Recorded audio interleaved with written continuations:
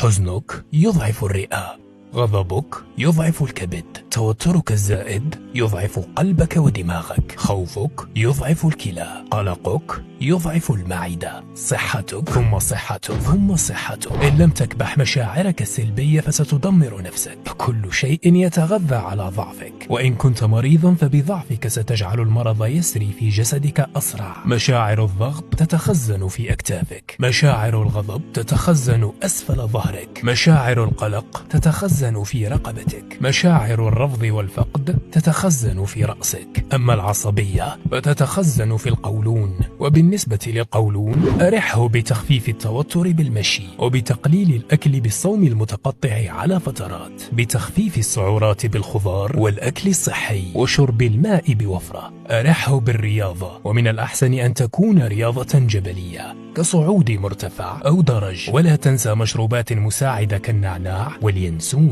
والأهم، ابتعد عن العصبية من دون داعي. هناك من يحزن، وهناك من ينسى، وهناك من يبحث عن حل. وللابتعاد عن العصبية تجاهل المشاعر السلبية I'm okay. It's alright. I'm fine. الحمد لله. استغفر ربنا. استغفر الله العظيم يا رب. تنفس جيدا. Stay with me. Stay with me. Stay with me. Stay with me. Stay with me. مثلما تعمل تخطي للإعلانات المزعجة، تخطى العصبية المؤذية.